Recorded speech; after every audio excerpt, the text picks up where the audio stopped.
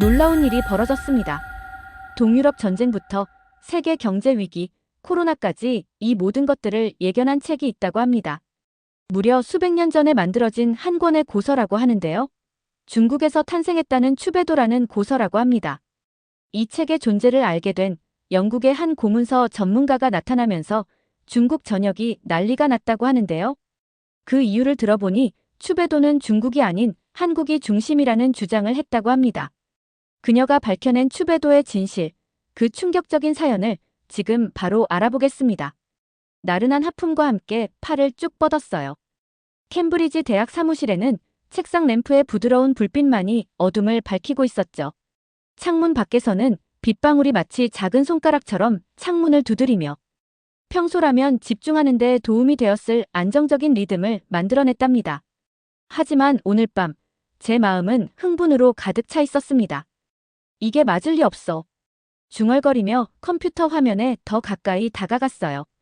10년이 넘는 세월 동안 저는 청나라 시대에 만들어진 신비로운 중국 예언서 추배도를 연구해 왔습니다. 대부분의 학자들은 이것이 그저 모호한 예언들로 가득 찬 또 하나의 오래된 문서라고 생각하죠. 하지만 저는 항상 그 안에 더 깊은 무언가가 있다고 느꼈답니다. 오늘 베이징 대학에서 추배도의 24번째 이미지가 담긴 선명한 사진이 첨부된 이메일을 받았어요. 중국 학자들은 이것이 중국의 새로운 부상을 예언한다고 했지만 이미지를 자세히 살펴보니 뭔가 이상했습니다. 그림은 물로 둘러싸인 반도를 보여주고 있었고 동해에서 이상한 빛이 솟아오르고 있었어요. 가장자리에는 중국 문자처럼 보이지 않는 기호들이 있었죠. 전화기를 집어들고 예일 대학의 마이클 브라운 교수에게 전화를 걸었어요. 그는 동아시아 고문서에 관한 모든 것을 알고 있었습니다. 마이크, 나 엠마야. 이렇게 늦게 전화해서 미안한데 내 의견이 필요해. 엠마, 반가워. 이 시간에 무슨 일로 일하고 있는 거야? 추배도의 24번째 이미지를 보고 있는데 이게 중국에 관한 내용이 아닌 것 같아. 이 땅은 반도처럼 생겼고 이 기호들. 고대 중국어가 아니야. 적어도 내가 아는 어떤 종류도 아니야. 전화선 너머로 침묵이 흘렀습니다. 흥미롭네. 마이클이 조심스럽게 말했어요. 중국 학자들은 이게 그들의 미래 영광을 예언한다고 말하고 있지. 맞아. 하지만 내 생각이 맞다면 이 이미지는 중국이 아니라 한국에 관한 것일 수도 있어. 이 가능성에 대해 베이징 대학의 장웨이 교수와 이야기해 볼 필요가 있어. 마이클이 조심스럽게 말했어요. 조심해, 엠마. 이런 것들이 얼마나 민감한 문제인지 알잖아. 역사적 유물은 동아시아에서 국가적 자부심과 깊게 연결되어 있다고. 장웨이 교수에게 24번째 이미지가 중국이 아닌 한국에 관한 것일 수도 있는지 묻는 이메일을 보냈어요. 답장을 기다렸지만 날이 지나도 답변이 오지 않았답니다. 일주일 후 내 연구 접근 권한이 차단된 것을 발견했어요. 추배도 이미지가 있는 데이터베이스에 로그인하려고 하자 메시지가 나타났죠. 접근 거부, 당신의 자격 증명이 더 이상 유효하지 않습니다. 좌절감이 밀려왔지만 포기할 생각은 없었어요. 일본, 프랑스, 한국 학자들과 함께 개인 연구팀을 구성하기로 했어요. 작년 학회에서 만났던 동아시아 예언 전문가인 한국의 이진호 교수에게 연락을 취했죠. 윌슨 박사님, 정말 놀라운 이메일이네요. 드디어 화상 통화로 연결되었을 때 이진호 교수가 말했어요. 추배도는 항상 완전히 중국적인 문서로 여겨져 왔습니다. 이해해요, 이 교수님. 하지만 제가 보내드린 24번째 이미지를 봐주세요. 이 반도가 익숙해 보이지 않나요? 이 교수는 안경을 고쳐 쓰고 신중하게 이미지를 살펴보았어요. 그의 표정이 의심에서 호기심으로 그리고 흥분으로 바뀌었답니다. 이건 정말 한반도처럼 보이는군요. 그가 천천히 말했어요. 그리고 여기 있는 이 기호들. 한글의 초기 형태와 매우 비슷합니다. 저는 흥분해서 외쳤죠. 맞아요. 그리고 이미지 아래의 구절. 바다 끝에서 불기둥이 솟아오르고 하늘이 세 개의 별에 인사한다. 이건 한국에 대해 말하고 있는 것 같지 않나요? 이 교수가 중얼거렸어요. 세 개의 별. 그건 천, 지, 인을 나타내는 한국 민속 상징인 삼태극의 세 별을 가리키는 것일 수 있습니다. 저는 바로 대답했어요. 여기 또 다른 구절이 있어요. 검은 산 동쪽에서 사명 글자가 나라를 일으킨다라고 되어 있어요. 사면 글자가 한글을 이야기하는 건 아닐까요? 이 교수가 천천히 고개를 끄덕이며 말했어요. 한글은 정말로 천원, 지사각형, 인선의 세 가지 기본 형태를 기반으로 한 디자인으로 알려져 있습니다. 이것은 정말 놀랍군요, 윌슨 박사님. 며칠 후 우리 팀은 도쿄 대학의 히로시 야마다 교수, 미넨 대학의 한스 슈미트 박사, 그리고 동아시아 예언을 연구해온 다른 여러 전문가들을 포함하게 되었답니다. 우리는 추배도의 24번째 이미지가 실제로 중국이 아닌 한국에 관한 것이라는 더 많은 증거를 찾기 시작했어요. 하지만 연구가 진행될수록 우리는 중국 학계의 저항에 직면하게 되었죠. 우리가 발견한 것이 많아질수록 더욱 분명해졌어요. 이 고대 중국 문서에는 한국에 관한 숨겨진 예언이 담겨 있었습니다. 그리고 어떤 이유에선지 몇몇 힘 있는 사람들은 그 진실이 드러나는 것을 원치 않았답니다. 창문을 두드리는 빗방울을 바라보며 추배도가 어떤 다른 비밀을 숨기고 있는지 궁금해졌어요. 이것은 내 학문적 경력의 가장 큰 모험이 될 여정의 시작에 불과했습니다. 세계가 역사 속 한국의 위치를 바라보는 방식을 바꾸게 될 여정이었죠. 믿을 수 없는 눈으로 컴퓨터 화면을 응시했어요. 학술지가 동료 평가도 없이 내 논문을 거부했습니다. 잠재적으로 오해의 소지가 있고 실질적인 증거가 부족한 내용. 말도 안 돼. 머리카락을 헤집으며 중얼거렸어요. 머리를 뽑아버리고 싶은 기분이었죠. 추배도의 24번째 이미지에 대한 초기 분석을 고대 동아시아 연구 저널에 제출했는데 이 저널은 예전에 내 연구를 여러 번 출판했던 곳이었답니다. 전화가 울렸어요. 서울에서 이진우 교수였습니다. 윌슨 박사님, 좋은 소식이 있어요. 그의 목소리는 흥분으로 떨리고 있었죠. 이미지 아래의 실을 더 자세히 살펴봤는데 놀라운 것을 발견했습니다. 4개의 물줄기가 한 곳에 모이고 그곳에서 세상의 질병이 씻겨 내려간다라는 구절이 있어요. 이건 한국의 4대 강, 한강, 낙동강, 금강, 영산강을 가리키는 것 같아요. 그리고 질병을 씻어내는 것, 한국이 미래의 건강 위기를 어떻게 다룰 것인지 예언하고 있는 것일 수도 있습니다. 팔에 소름이 돋았습니다. 그건 놀랍도록 구체적이네요. 다른 것도 찾으셨나요? 네. 척박한 땅에서 붉은 날개가 춤추며 사람들이 눈물을 흘리게 한다라는 구절이 있어요. 이건 한국 국기인 태극기와 한국의 독립운동에 대해 이야기하고 있을 수도 있습니다. 연구가 깊어질수록 우리는 더 많은 증거를 발견했어요. 하지만 중국의 반발도 더 강해졌답니다. 베이징 대학은 내가 일하는 캠브리지 대학에 공식 항해 서한을 보냈죠. 중국 학술 웹사이트들은 추배도 관련 자료들을 하나둘씩 삭제하기 시작했어요. 이런 어려움에도 불구하고 나는 우리의 발견을 세상과 공유하기로 결심했답니다. BBC와의 인터뷰에 응했고 5번째 예언 구절을 공개했어요. 큰 복소리가 울리기 전 아이들은 웃고 노인들은 길을 밝힌다. 이것이 한국의 가족가치 존중과 젊은이와 노인 사이의 조화를 가리키는 것일 수 있다고 설명했습니다.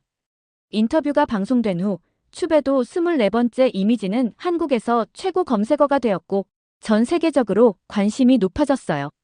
일본 교토의 한 사찰에서 누군가가 6번째 예언 구절을 발견했죠. 강철보다 단단한 마음이 검은 돌 위에 나라를 새긴다. 이는 한국의 독립운동과 어려운 시기에 한국이 어떻게 강인함을 유지했는지를 묘사하는 것 같았습니다. 가장 놀라운 지지는 중국 내부의 익명의 학자로부터 왔어요. 이 용감한 사람은 비밀리에 8번째 예언 구절을 공유했답니다. 모든 문이 닫힐 때 사람들은 그들을 부른다. 그들은 말하지 않고 행동으로 세상을 이긴다. 이는 위기 상황에서 국가들이 어떻게 한국에 도움을 요청하는지 그리고 한국이 말보다 행동으로 어떻게 존경심을 얻는지 묘사하는 것 같았어요. 이런 일이 일어나고 있다니 믿을 수 없어요. 화상 통화 중에 이 교수에게 말했어요. 처음에 그 이미지가 중국에 관한 것인지 의문을 제기했을 때 이 모든 것을 발견하게 될 줄은 전혀 몰랐습니다. 위대한 발견은 그렇게 이루어지는 법이죠.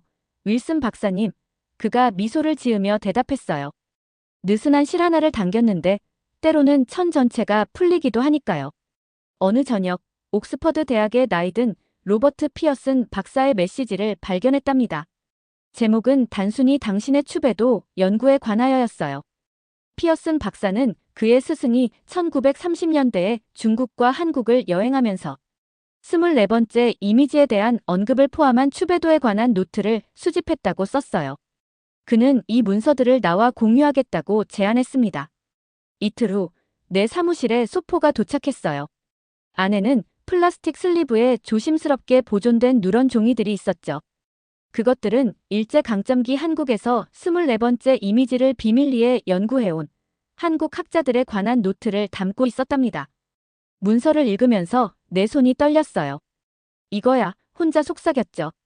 이것은 24번째 이미지와 한국 사이의 연결이 단지 우리의 현대적 해석이 아니라는 것을 증명해. 한국 학자들이 거의 100년 전에 이미 알고 있었어. 즉시 문서를 스캔해서 우리 연구팀에 보냈어요. 몇 시간 내에 우리 그룹 채팅은 흥분으로 가득 찼답니다. 시간이 지났고 네이처 히스토리 저널의 위원회 앞에 긴장한 채 서 있었어요. 내 최종 논문 추배도의 24번째 이미지 한국의 예언은 엄격한 심사를 거쳤고 오늘이 최종 결정의 날이었습니다. 윌슨 박사님, 은발의 엄격한 여성인 편집장이 말문을 열었어요. 당신의 연구는 가장 온건하게 표현해도 논란이 많았습니다. 저는 침착한 표정을 유지하려 노력했답니다. 하지만 당신이 제시한 증거는 강력하고 방법론도 훌륭합니다. 많은 논의 끝에 다음 호에 당신의 논문을 출판하기로 결정했습니다. 더운 날 시원한 파도처럼 안도감이 밀려왔어요. 수년간의 연구, 내 의견에 동의하지 않는 사람들과 싸운 수개월, 마침내 그들이 저를 인정했습니다. 출판 소식은 학계에 빠르게 퍼졌어요. 많은 중국 학자들이 여전히 내 연구를 비판했지만 점점 더 많은 사람들이 내가 옳을 수도 있다고 인정하기 시작했답니다. 베이징 대학의 몇몇 용감한 교수들은 심지어 공개적으로 기존 해석이 좋은 연구보다는 정치에 영향을 받았을 수도 있다고 말했어요. 논문이 출판된 후 국제학술회의 주요 연사로 서울대학교의 초청을 받았습니다. 오랫동안 내 연구의 중심이었던 나라를 처음 방문하는 것이었고 기대감에 들떠 있었어요. 서울에 도착했을 때 아름다운 전통 건물들이 어우러진 현대적인 도시에 놀랐답니다. 체류 기간 동안 초현대적인 강남 지역부터 경주의 고대 사찰까지 모든 곳을 방문했어요. 왜 예언이 이곳을 가리켰는지 알 것 같아요. 경복궁을 거닐며 이 교수에게 말했죠. 한국이 과거와 미래를 연결하는 방식에는 특별한 무언가가 있습니다. 이 교수는 자랑스럽게 미소 지었어요. 너무 오랫동안 우리 역사는 더 큰 이웃 국가들에 가려져 왔습니다. 당신의 연구는 우리 이야기가 항상 그 자체로 중요했음을 보여주는데 도움이 됩니다. 내 발표 당일 회의장은 가득 찼어요. 미국, 유럽, 그리고 아시아 전역에서 온 교수들의 얼굴이 보였습니다. 심지어 중국 학자들도 왔지만 그들은 의심스러운 표정으로 뒤에 앉아 있었죠. 심호흡을 한번 하고 발표를 시작했어요. 신사숙녀 여러분, 3년 전 저는 추배도의 24번째 이미지에서 이상한 점을 발견했습니다. 중국에 관한 예언이라고 여겨졌던 것이 제 눈에는 오히려 한반도처럼 보였어요. 뒤에 큰 화면에 이미지를 보여주었습니다. 이 땅덩어리의 모양을 보세요. 계속했어요. 초기 한글과 비슷한 이 기호들을 보세요. 그리고 한국의 독특한 문화적 가치와 역사적 경험을 묘사하는 것 같은 이 구절들을 살펴보세요. 연구 내용을 설명하면서 청중들이 점점 더 몰입하는 것을 볼 수 있었어요. 심지어 의심스러워하던 중국 학자들도 자리에서 앞으로 몸을 기울이고 있었답니다. 발표 후 질의응답 시간은 예정된 시간의 2배나 길어졌죠. 전 세계 학자들이 사려 깊은 질문을 했고 저는 최대한 정직하게 대답했습니다. 특정 해석에 확신이 없을 때는 솔직히 인정했어요. 윌슨 박사님, 한 연로한 한국 교수가 약간 떨리는 목소리로 말했어요. 저는 50년 동안 추배도를 연구하면서 항상 그것이 중국에만 관련된다는 전통적 견해를 받아들였습니다. 하지만 당신의 증거는 설득력이 있어요. 내가 알고 있다고 생각했던 모든 것을 재고하게 만들었습니다.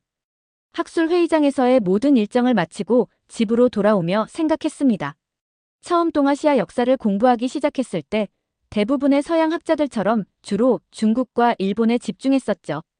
한국은 그저 더 큰 그림의 작은 부분에 불과했습니다. 이제 나는 모든 국가가 그들만의 독특한 이야기, 역사 속 특별한 역할을 가지고 있다는 것을 이해했어요. 추배도의 24번째 이미지는 단지 한국에 관한 예언이 아니었습니다. 그것은 역사가 항상 가장 크거나 강한 나라에 의해 쓰여지는 것은 아니라는 것을 상기시켜주는 것이었죠.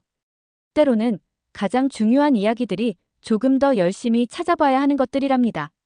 내 휴대폰에 메시지가 왔어요. 처음에 추배도 데이터베이스 접근을 차단했던 중국 학자 장웨이 교수였습니다. 윌슨 박사님, 메시지에는 이렇게 적혀 있었어요. 사과드립니다. 정치적인 이유로 당신의 이론에 저항했지만 과학적으로는 그 가치를 인정할 수밖에 없습니다. 추가 연구를 함께 협력할 수 있을까요? 미소를 지었어요. 이것이 학계에서 진보가 일어나는 방식이었습니다. 한 번에 한 마음씩 변화하는 것이죠. 그 후에는 누가 알겠어요? 하나의 이상한 이미지로 시작된 이 여정이 수년간 계속될지도 모릅니다. 하지만 지금은 서울의 불빛을 바라보며 고대 중국 문헌에 숨겨진 예언이 수세기 동안 조용히 기다려왔다는 것을 생각하는 것으로 만족했답니다. 역사 속 한국의 특별한 위치를 드러내기 위해서요. 캠브리지 사무실로 돌아와 컴퓨터 화면을 놀라움에 차서 바라보았어요.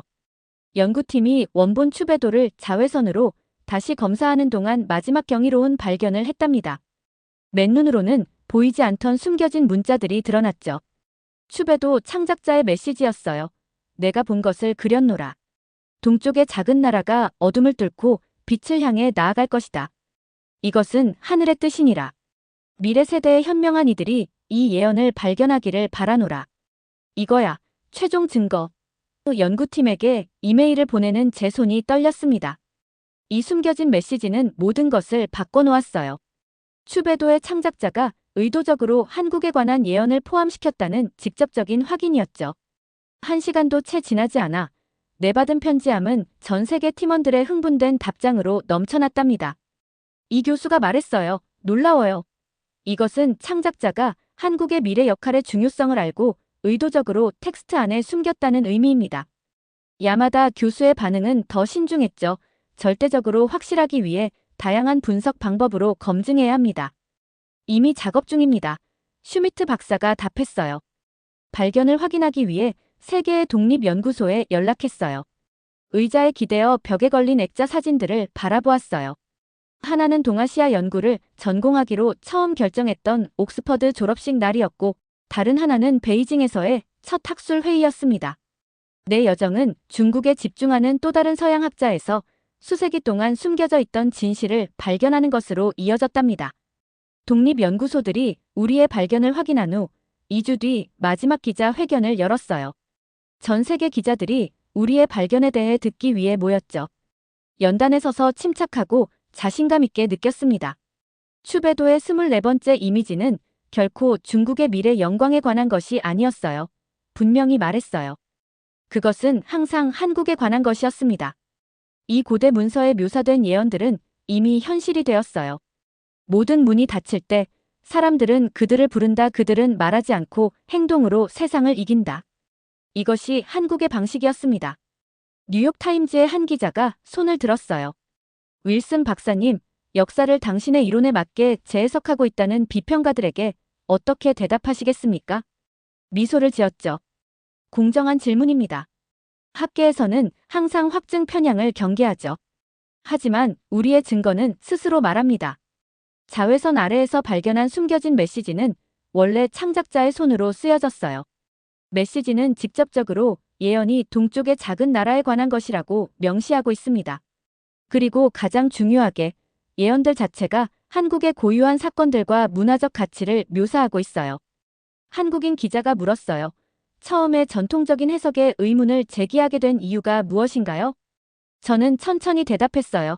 단순한 관찰이었죠. 24번째 이미지의 지리적 형태는 중국보다는 한반도와 더 비슷했어요. 그리고 가장자리의 기호들은 초기 한글처럼 보였습니다. 때로는 가장 큰 발견이 누군가가 익숙한 것을 새로운 눈으로 바라볼 때 일어나죠. 기자회견 후 국제연구팀이 축하 만찬을 위해 모였어요.